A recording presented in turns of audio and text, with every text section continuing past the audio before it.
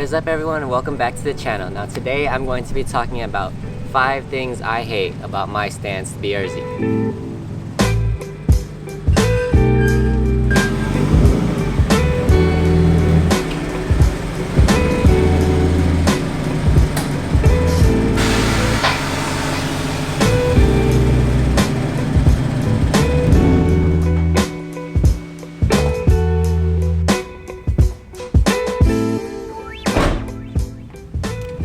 Alright guys, before I start this video, I just want to mention that I bought this car in December of 2016, so I have owned it for about a year and a half. So I do have some opinions on this car, negative or positive. I'm going to talk about the negatives today, and I know people have made videos about things they hate about the BRZ FRS platform before, but today I'm going to be talking about what I hate about my stance BRZ and kind of talk about my experience with having a bagged car or a stance car.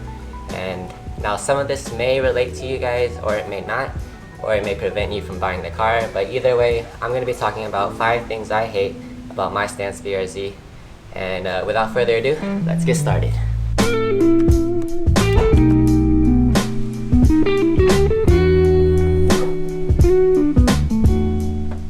Alright guys, so the first thing I want to talk about is the trunk space.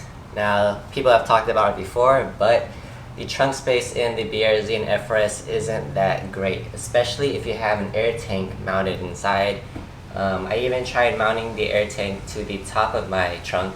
That way I can kind of utilize the space in the trunk, but still, it's very difficult to transport big things such as wheels.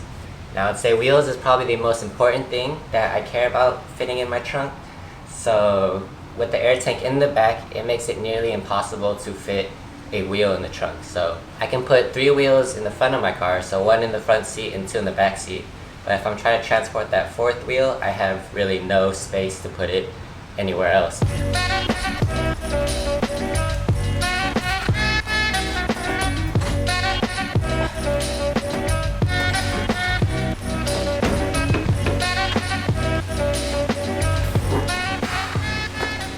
Just makes it really hard to transport wheels when I want to get tires mounted or if I'm delivering wheels to a customer. So, point number 1, trunk space.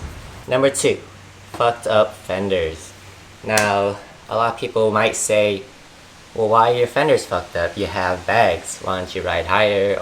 Well, coming from 2 static cars in the back, I don't know if you guys know, but I used to drive a static WRX and a static Prelude. And coming over from those 2 static cars to a bagged car, there's no way in hell that I'm going to be riding at a monster truck height. I think it just looks kind of foolish.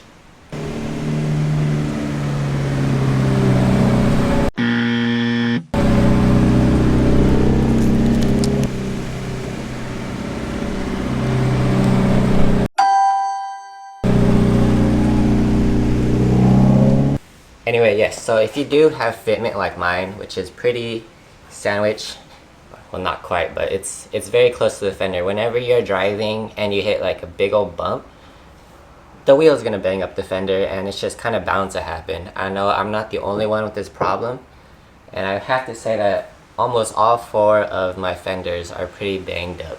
So if you do want nice fitment and you're bagged or you're static, you're going to be sacrificing the shapes of your fenders. And overall, I think cars with messed up fenders don't look as good no matter how good the fitment is.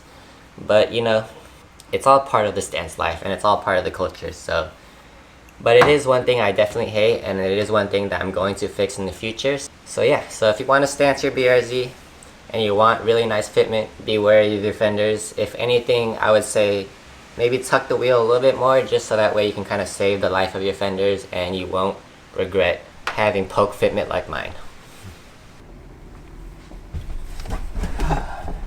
Alright guys, number 3, the passenger seatbelt sensor. So I do have aftermarket seats installed in my BRZ, and pretty much when you install them, you're gonna have to unplug all the harnesses from the stock seats. So one of those harnesses include the passenger seatbelt sensor, and pretty much it detects any time that a passenger is sitting in your passenger seat, and it will tell you if they're not wearing their seatbelt. A lot of newer cars these days do have this feature.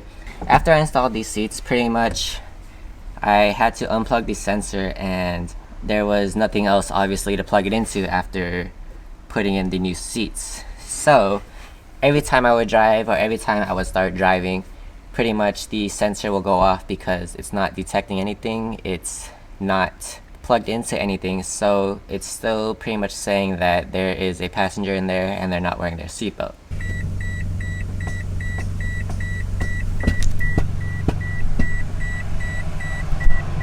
So I get a really annoying beeping sound every time I start driving. Every time I put it in reverse and then start driving again, the beep's gonna go on. And the beep goes on for about, I would say like a minute, maybe less than a minute, but it's really annoying to hear that beep, beep, beep, beep every single time you start driving. If you guys have the same issue, or if you have some way to bypass it, please let me know down in the comments below. I have heard of some people saying that if you bring it to the dealership, they'll kind of bypass it for you. Or if there's some sort of resistor that I can plug into the harness to kind of bypass that. Let me know in the comments below, that would be great. So far I haven't really taken any steps to resolve this problem, but I've kind of just grown accustomed to it because I've had these seats in for a while now, and you kind of just get used to it. I mean, it is what it is, but if I could resolve it, that would be awesome. So please let me know. Alright, number 4, broken front lips. Now I don't know if it's just me or if other people are experiencing this as well, but I break my front lip at least every month or every other month. If you've been following my channel for a while, you know that I replace my front lip every other vlog or so. And this kind of goes back to my first point, that I do really like riding low. So I really risk the chance of running over roadkill, which will pretty much pull the lip under, scraping a lot, and the front lip just gets a lot of, beating. So luckily I can buy these lips for cheap, and they are a replica, and it's not an expensive lip, so I'm not too worried about that. But if you have been following me for a while, you know I've gone through so many front lips. It's just ridiculous how much money I've spent on just this plastic piece here. Keep in mind, if you are going to lower your car, or if you're going to slam your car, you are going to damage your front lip, and it's all just part of, having a slammed car. So that's definitely one thing I hate, is I have to keep on buying lips whenever I break this one, and then pretty much I just have a stockpile of broken lips in my garage. This is the broken lip from my last vlog. And yeah, I guess for some reason I'd like to keep it as memory to never do it again, but I'll probably do it again, so. Look. It's just an unnecessary spending that I have to do to keep my car looking the way it is. For all those who want to slam their car, keep that in mind. You're gonna be spending a lot of money on front lips. Or it could just be me and my reckless driving, but yeah.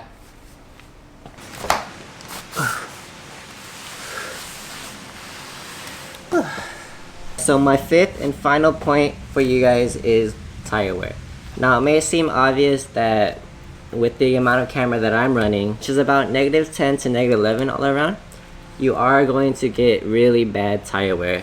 As you can see here, the contact patch is about only half of the tire, so you're pretty much only utilizing half of the tire's tread. Now with this amount of camber, I can get away with running tires for about 6 months, and then after that I'm probably gonna have to switch them out. But another alternative is that before you run out of tread on this little contact patch here, is to flip them before it starts showing the tire threads. So for me personally, by flipping the tires, I can get probably another 5 to 6 months out of them, and that kind of just saves me some money. Surprisingly, some people think that I would go through tires about every 2 to 3 months, but with the proper alignment, you can actually run these tires for a good amount of time. So before I end the video, there are some other things I want to mention that I don't like about the car that's unrelated to having it stanced or bagged or slammed.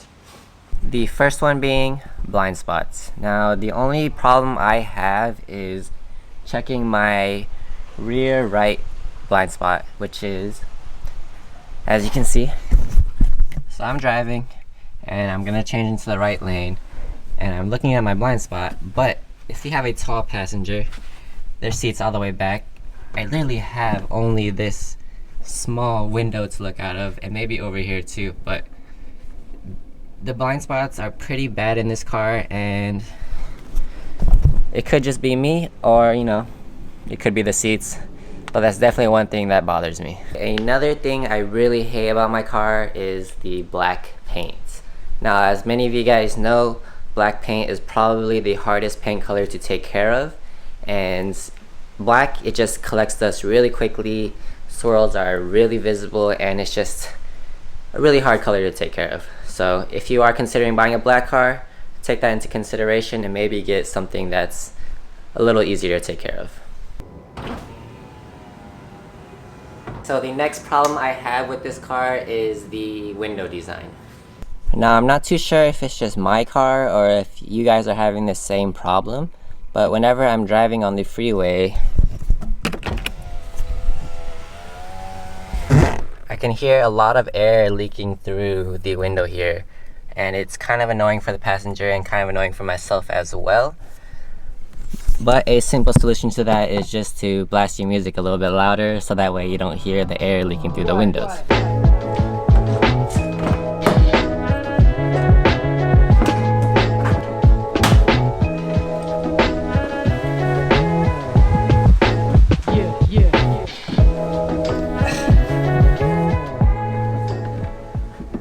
Another thing I hate about this car is the back seats, and that's pretty obvious.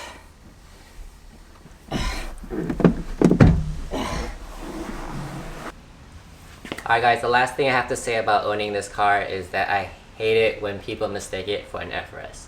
Now, I know they're practically the same car, they have the same motor, same chassis, but there are some things that are different in the BRZ. So I did pay a few couple thousands to pay for the BRZ headlights and the dual climate digital AC unit.